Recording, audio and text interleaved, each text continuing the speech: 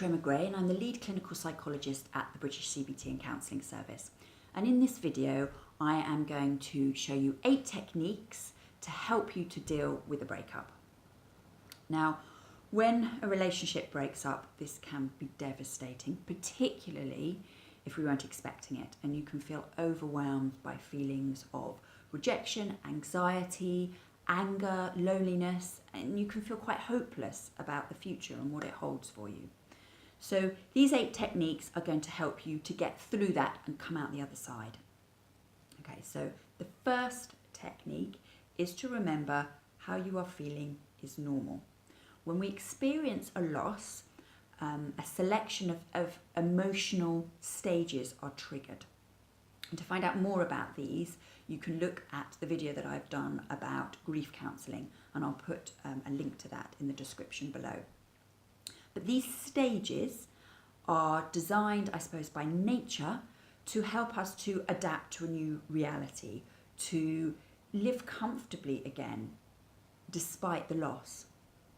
So these stages, very briefly, are denial, anger, bargaining, depression and acceptance.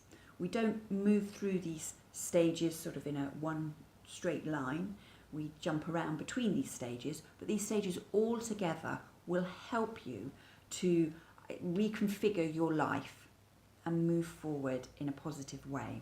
So trust this. Let the process take its course. Don't panic that something is wrong. Nothing's wrong. This is how you're supposed to feel when you lose something. And most importantly, don't try and truncate the process. I'm going to talk a little bit more about that later on in this video. Go with it. Okay. The second technique is don't catastrophize. Human beings, when they're faced with uncertainty, tend to catastrophize. They tend to predict the worst is going to happen. So my relationship is over. I'm going to be alone forever. When you notice yourself doing this, try and look at that prediction. Try and look at the evidence that's available to support that prediction. What's the evidence for it and what's the evidence against it? And if through that process you notice that that's quite unlikely to happen, that catastrophic future that you're predicting, try and replace that thought with something that's a little bit more accurate. So, for example, okay, my relationship is over. My ex didn't want to be with me anymore because we had different ideas. We wanted different things, for example. But if I give myself some time to adapt to this, I will be able to find somebody who shares my ideas, who wants what I want, and I will be happy again because I'm lovable, I'm likable. Okay. The third technique is to pour all of your energy into your existing relationships. This will help you to focus on the present and the future and how you're going to live your life without that relationship. Relationships enrich our lives, but we can't get all of our needs met in one single relationship. So when a relationship ends, it's a good time to kind of stop and refocus and think about the value of the other people in our lives.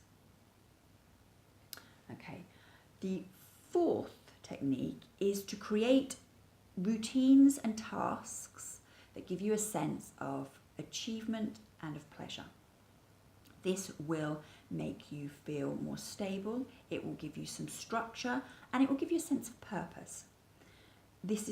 All 3 of these things are really important for your self-esteem and also to build your confidence that you can cope on your own.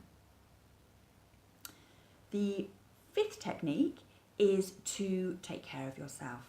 Now, this is particularly important if the end of your relationship has meant that you have been rejected or criticised. If you have, you need to take care of yourself. You need to counteract this by being kind to yourself. So take this opportunity to reconnect to what you like to do and then do it. And this quite simple strategy is one of the core strategies that psychologists use when they're working with someone with depression. It's really, really powerful for building self-esteem. The 6th technique in my series of 8 techniques is to avoid making negative comparisons with other people. Now, this is something that we all do when we feel low, when we feel down. So you may suddenly notice every couple on the street and they'll all look madly in love.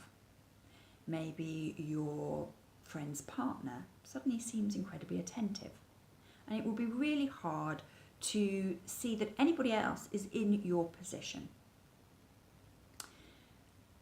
We're never more aware of other people than when we feel low. When we feel happy, we rarely give other people a second thought. And what we see when we're unhappy is through that lens of unhappiness. So keep in mind, everybody is struggling with something, regardless of what they say on Instagram.